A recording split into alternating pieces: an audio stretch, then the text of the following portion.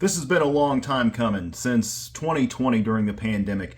I've been wanting to do a video series where I talk about movies I like, the things I collect, like toys, comic books, prop replicas, you name it, TV shows, everything I'm into, and everything I'm into is pretty much retro. Today we're going to be taking a look at some of the collectibles that I'm currently selling. I have piled this attic full to the point there's enough room to get through, but if I keep adding to it, it's going to be like an episode of Hoarders. My storage unit's filling up. My mom's basement has some of my stuff in it. It's time to start letting some things go. So tonight, we're going to look at some of the items I have for sale or have sold in recent times. Welcome to the first episode of the Attic Chronicles. First off, we're going to be talking about the Kenner Bill and Ted toy line from the early 90s. My aunt got me Bill and Ted and the phone booth for Christmas.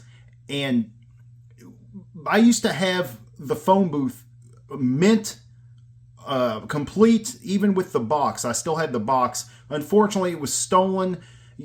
I'm going to be mentioning things being stolen sometimes because I've been the victim of multiple burglaries, one of which wiped me out for thousands.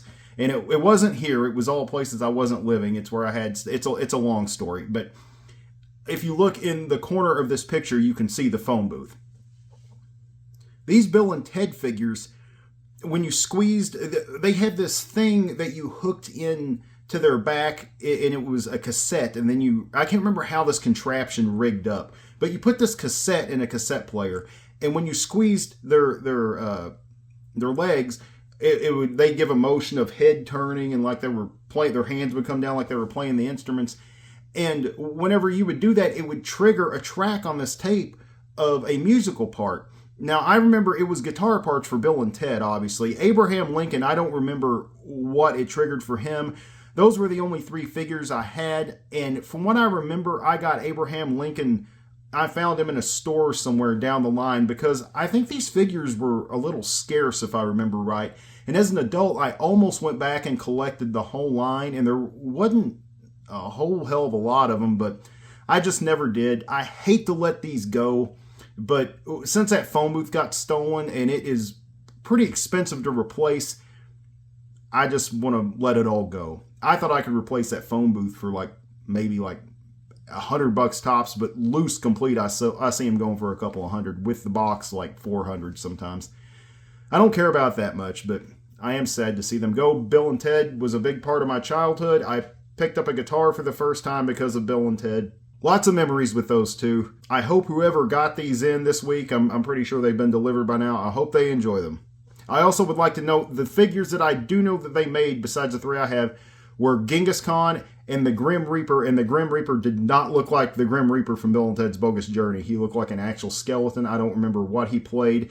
They also made Bill and Ted in tuxedo tops with shorts, I believe, and they were a 2-pack. I believe this was from a deleted prom scene in Bill and Ted's Excellent Adventure. Who remembers Alf? I love Alf. I still go back and watch Alf. I still think that show's hilarious. I'm 43 years old. I don't care what people think. I still laugh at that show. Well, in the same picture that you saw earlier, you'll see an Alf plush with his spaceship cardboard box. I got that for Christmas. I believe it was in '86. It was right after that show came out. That was another thing stolen from me.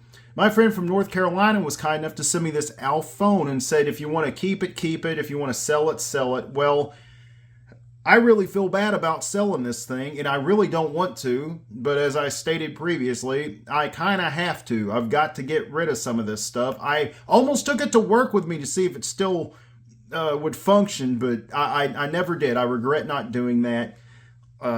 It's a really cool piece, and telephones back in the 80s and even 90s, these toy phones like this were killer. I think everyone at my age early remembers the Garfield one, whose eyes, I think they opened up whenever you picked up the phone out of his back. Hate to see this one go. Man, I really do hate to see it go, but I have to make the room. As a kid, my cousin and I loved Little Shop of Horrors, the Rick Moranis one, the musical. I know you might think that's kind of lame now, but at a time, it was about a killer plant that ate people. We loved it. And I went to our grandma's house, and he had this game called Feed Me, which was an obvious knockoff of Audrey 2 from Little Shop of Horrors, the plant. And the way the game goes is you take turns feeding it these black and red marbles, and eventually there's a mechanism in the mouth. Once it gets weighed down, it snaps the mouth shut, and then whoever does that too, they lose. I thought it was really cool how the inside of the mouth it looked kind of like a flower petal or something. It's a really cool toy. I eventually got one, and I found mine with the box still. I did, and in the instructions, but not the marbles. I hate to see it go. My bandmates were coming down to record some tracks for our second album, our band Ave Galea, and the album was Temple Omega. I need some cash, so I sold it to make sure I had plenty of money.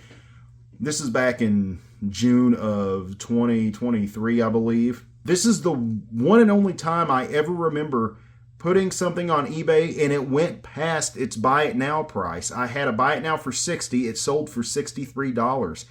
And it was just mind-blowing to me because it's like you could have stopped once it went to 61 and just hit buy it now. I don't know why or how or what the circumstances were for it to go past the buy it now, but hey, $3 extra is $3 extra. Hated to see it go. I was really proud to still have that box in the instruction manual, but shit happens and you got to get rid of things sometimes, and it's just a little more space that I eventually needed to have up here.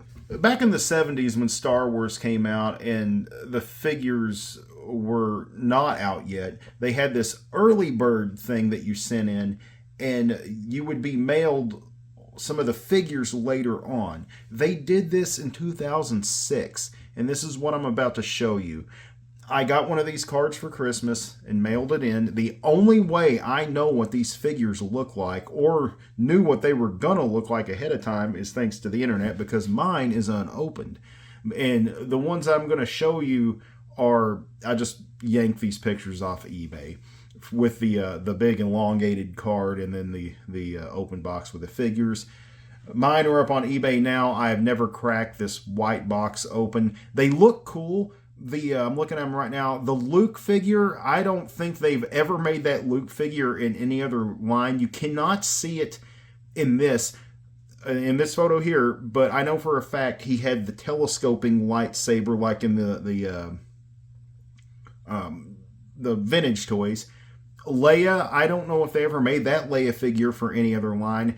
Chewie and R2 may have been what they used for the Revenge of the Sith line. I remember Chewbacca being multi-jointed. I bought a bunch of those Revenge of the Sith figures to resell when they first came out. I kept, I think, one of each and then resold. Not of every single one, but the first wave of it. I bought a ton of Darth Vaders. But eventually I did wind up selling them all. I don't know what that is in the left bottom corner. I have no idea. That point in time, 2006, was whenever I got really big into Star Wars again. I had 3 really big phases of Star Wars in my life. Once as a kid, I was born in 1981. My room was decked out in Return of the Jedi. I still have my R2-D2 toy box. We'll go over my vintage Star Wars collection another time. And then whenever the THX remasters came out, and I knew the prequel trilogy was on the way when they were supposed to come out in 97, that was a big time for me. And then around Revenge of the Sith, I got really huge into Star Wars, and that's whenever I started like really collecting the stuff. I've been meaning to sell this one for a while, and it's time. When you need a real American hero, G.I. Joe is there. I remember watching this cartoon some, but mainly tuning in toward the end during their public service announcement, and now you know and knowing's half the battle, or whatever it was. But I thought the toys were cool, and I really liked the Cobra figures because a lot of them looked very creature-like, or they had these cool costumes. They almost look like something out of Star Wars, sort of in a way, but more articulated than the vintage Star Wars figures. These were a few that I had. That Second one from the right, I'm pretty sure I got that for Christmas one year from my grandma, my dad's mom, and that might have been the first one I ever had. I don't really have any real attachment to these or really great memories of them. The ones that I liked the most were the Sergeant Slaughter figure, because I was big into wrestling, and when they came out with his figure, I was like, oh shit, I got to get this. And the Street Fighter 2 ones, I had Blanca and Guile. That's the only ones of those I had. I don't have them anymore. They got lost along the way. I had some of the vehicles, or not like big vehicles, just some accessories, just minor stuff from rummage sales as a kid. But I'm sorry, I can't speak too much about G.I. Joe because I was not a diehard, and like I said, don't have the grand memories of it that a lot of people do. It was a popular franchise, and for good reason. It just wasn't my big thing overall. The Marvel Secret Wars toy line was one I did enjoy quite a bit as a kid. I used to get comic books as a kid, but I just draw in them. And I don't remember how I knew who all these characters were, because this came out between 1983 and 1985. So I was like barely reading at this point. I don't remember how I knew who all these characters were. My Dr. Octopus is, of course, missing his tentacles, which those things broke off. Any kid I knew that had Dr. Octopus, the tentacles were broke off. And I remember getting upset that mine eventually wore out and broke off, because I wasn't really rough on my figures as a kid. And I would get pissed whenever other kids would come over and play and end up tearing my stuff up. I don't have any of the accessories. They all came with shields. The villains came with these square gray shields. The good guys came with these round red shields, and they all the shields snapped open, and they all came with a set of, I believe it was 4 of these. I can't remember. It begins with an L. This type of printing with these little grid lines, but when you move it, it changes images. Really cool. I really enjoyed these figures back in the day. The Wolverine claws snapped on his wrist, and they were ridiculously long. Finding these today, I didn't know I still had these. I thought I eBayed these 20 years ago, but I found them today. And it was definitely a trip down memory lane. I showed them to my wife, offered them to her because she loves Marvel and does collect some Marvel things. She turned it down, so I was going to pass them along to her, but she doesn't want them, so on eBay they went. Great times. Wow, what good figures. I really like them. Their joints were still actually tight enough to pose them. A lot of these figures, their joints wear out. I was all about Batmania back in the day after the Tim Burton film came out. This is from the Batman Returns toy line. It was made by Kenner. The original toy line was by Toy Biz. This is Bruce Wayne's custom coupe or something like that. And what it is it's got 2 slots for figures on the inside. I think the one with the purple outfit came with it. The other figure shown in this, and I didn't know I still had this. I found this today. That one with the black outfit, I'm pretty sure that he was the figure that had the snap-on costume. Not for sure about that. Almost positive it is. I could be wrong. And whenever you would pull this spoiler or the trunk, whatever it is on the back, it would pull one figure back and then expose another one on top of opening up the sides and showing these missiles. I remember getting this at the tail end of me buying toys for Christmas and was not too thrilled about it. It was just kind of an extra gift I got from someone, and it was like, okay, whatever. And it's a pretty cool little design, but I messed with it a couple of times. That was it. I tried to get the figures out, and they've been in there for years. I mean, God only knows how many years. I know easily, probably around 3 decades. I didn't want to screw them up for whoever is going to buy this. It's on eBay right now. When it comes to the Kenner Batman line from Batman Returns, I really enjoyed the second Batmobile they made. Well, a second to the Toy Biz one. The Toy Biz one was kind of lame. The one I really liked was the one in Batman Returns whenever he goes through the alley and then splits the sides off the car and goes through this really slim alley. And that Batmobile had the action feature to do that. Still a cool piece. Just had totally forgot I had it. It's for sale. No extremely great memories for this one. The memories I have of the Kenner Batman figures was finally getting Catwoman, because she was a hard one to find, and I finally got her, and she had the whip action. And I was watching a video on those figures not long ago and found out I had one that I guess is pretty rare, and it's just like the basic black Batman figure. They had all kinds of Batmans. They had a gold one, a snow camouflage one. They had him with all kinds of crazy accessories, and just a neat toy line. They went above and beyond what the movie actually showed. We're going to close this beast out with PeeWee Herman. And this figure was not mine. It's from the Pee-wee's Playhouse playset. That's almost a tongue twister. That my sister got for her birthday one year.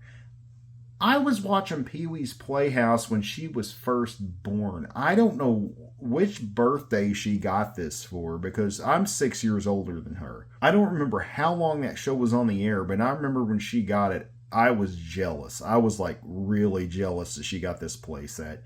And I don't think she even really played with it. She was really little, though. I don't know if they just got her this just to get her something for her birthday because she was young and didn't know any better or what, but I just know I was like really jealous. And then it wound up sitting in my grandparents' basement for years and years, because when I got older and started eBaying old toys, I saw it in the corner, but it was all dusty and stuff, and I didn't want to mess with it. I used to have the scooter for him. I had the Pee-wee talking doll. I eBayed that. But Pee-wee, I saw Pee-wee's Big Adventure at the movie theater whenever I was a little kid. And of course, the Large Marge thing on the big screen scared the shit out of me. But my dearest memory of Pee-wee's Playhouse is the time we were living in the Double Wide, which was one of the most fantastic periods of my life. That's where I had the Return of the Jedi bedroom, and that trailer ended up burning down. You'll hear me reference this place a lot because it was one of the quintessential times of my life, and we only lived there 2 or 3 years. Honky had the secret word, if you're familiar with the show, and then everybody would scream on the show. Well, one morning, I screamed with them like Pee-wee wanted you to, and my mom shot out of bed thinking I'd hurt myself or something, and I got scolded very hard for screaming and waking her up and worrying her, thinking that something was wrong. And I wish I still had the full playhouse, but I don't. In fact, if I did, I'd probably keep it. But all I remember yanking from my grandparents' basement was Pee-wee. And now I kind of wish I still had that talking doll, but it had to go. Thanks for watching this. I hope you enjoyed the first episode of the Attic Chronicles. I'd like to shift between my collection and movie and TV show reviews and things like that. I'm just doing it on the fly by the seat of my pants with my phone. Let me know what you think. And until next time, and I'm going to try and make it as regular as I can, but until next time, I'll see you later.